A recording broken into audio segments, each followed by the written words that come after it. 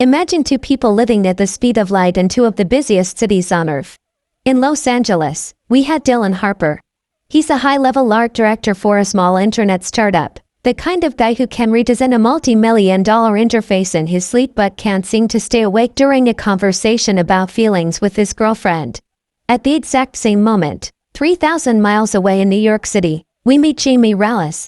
She's a corporate headhunter, essentially a professional stalker with a LinkedIn premium account and a killer wardrobe. Both of them are currently in the middle of being dumped. Dylan's girlfriend is screaming at him because he's emotionally distant, and Jamie's boyfriend is telling her she's emotionally unavailable. They both have the same reaction, a cynical shrug. They've seen the movies. They've heard the John Mayer songs. They know the happily ever after trope is a billion-dollar industry built on mice, and they are officially opting out of the system. But the universe has a sense of humor. Jamie is tasked with the impossible, recruiting Dylan to leave his sunny California life to become the art director for Key magazine in New York. Dylan is hesitant. He thinks New York is a loud, gray strass bucket. So, Jamie decides to pull out the big guns. She doesn't take him to a corporate office. She takes him on a late night, this Yule tour of the city's secret spots. They end up on a rooftop overlooking the skyline, and for the first time, Dylan sees the magic Jamie is selling. They have this instant, rapid-fire chemistry. They finish each other's sentences, they mock the same people, and they share a deep-seated hatred for romantic clichés. Dylan takes the job, packs his life into a few boxes, and moves to the Big Apple. Suddenly, the two most cynical people in the city are inseparable best friends. A few weeks pass, and the new city adrenaline starts to wear off. They're hanging out on Jamie's couch, watching a generic rom-com starring Jason Segel and Rashida Jones. They are absolutely tearing it apart, laughing at how unrealistic the grand gesture is. But then, the conversation shifts. They realize they're both attractive, successful, and incredibly frustrated. They miss the physical side of a relationship, but they absolutely loathe the dinner and a movie baggage that comes with it. Dylan, being a designer, tries to re-engineer the concept of dating. He asks the million-dollar question, why can't sex be like a game of tennis? You go to the court, you have a high-intensity workout, you shake hands, and you go home. No how was your day texts. No meeting the parents. No expectations. Jamie is skeptical, but she's also tired of being lonely. To make it official and keep it weird, they find a Bible app on an iPad, place their hands on the screen, and swear a holy oath to remain just friends. They agree that if either of them starts feeling the feels, they have to call it off immediately. It's a perfect, logical, cold-blooded arrangement. What follows is a chaotic, hilarious montage of their new system in action. At first, it's exactly what they wanted. They can be totally honest about what they like and what they don't because there's no fear of being judged by a partner. They go to work, they hang out, they have their tennis match, and they go about their lives. They genuinely believe they've hacked the human heart. They walk through the streets of New York with the smug confidence of two people who have solved a puzzle everyone else is failing at. But, as any biologist will tell you, oxytocin is a powerful drug. The lines start to blur during the small moments. It's the way Dylan helps Jamie navigate her complicated relationship with her flighty, oversharing mother.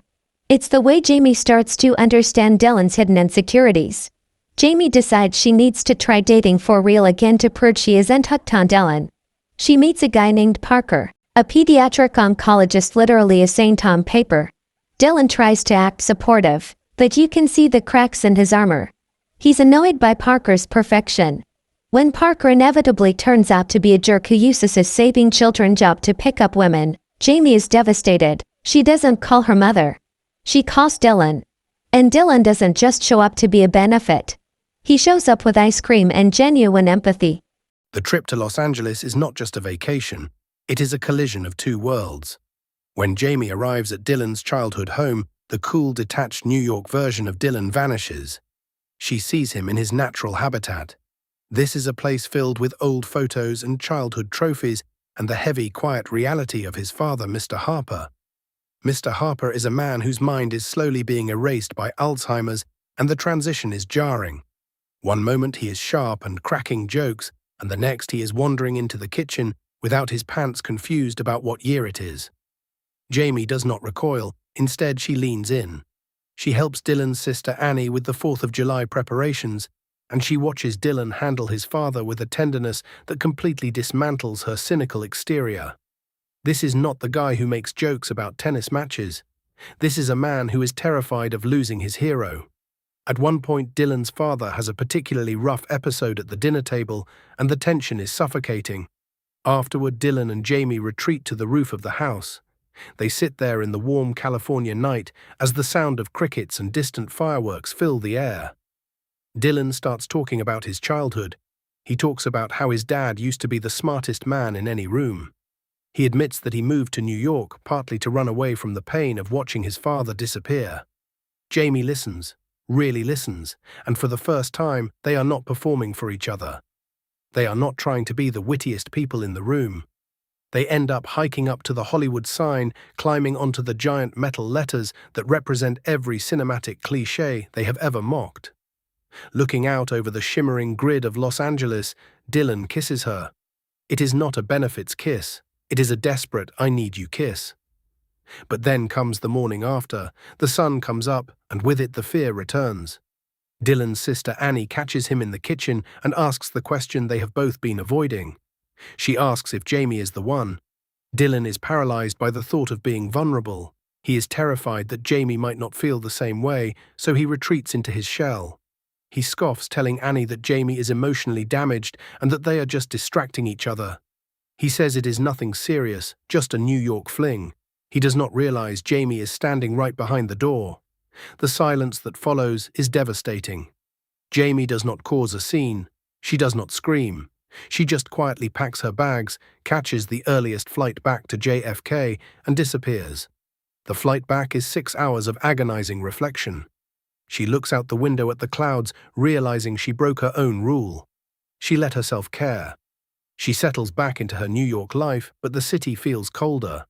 She goes on dates with guys who are fine, but they are not Dylan. She ignores his calls and deletes his texts, and buries herself in work, trying to convince herself that she is better off alone. Meanwhile, Dylan is losing his mind. He is back at GQ sitting in high-level meetings, but he is staring at blank pages. He goes to a restaurant with his father during a brief visit to the city. His father has a moment of crystalline clarity. It is one of those rare up days where the Alzheimer's retreats. He notices Dylan's misery and asks about Jamie. When Dylan tries to give his usual cynical speech about how relationships are a trap, his father stops him. He tells Dylan about a woman he loved before he met Dylan's mother. He tells him about a woman he let go because he was too proud to admit he was wrong. He looks Dylan in the eye and tells him that pride is a very lonely companion. That's the lightning bolt. Dylan realizes he has been so busy trying not to be a character in a movie that he forgot how to be a human being. He knows Jamie will not answer a text. He knows flowers will not work. He has to do something so big and so undeniably rom-com that she has no choice but to listen. He spends days coordinating. He reaches out to a dance troupe and he secures a permit. And he waits. Jamie is walking through Grand Central Station, her mind a million miles away, when suddenly the music starts. It is Closing Time by Semisonic, which is a song they once joked about. One person starts dancing, then 10, then 50. It is a massive synchronized flash mob right in the middle of the terminal. Jamie stops annoyed, thinking it is just another New York annoyance. But then the dancers part, and there stands Dylan. He does not have a boombox over his head, and he is not crying. He looks nervous.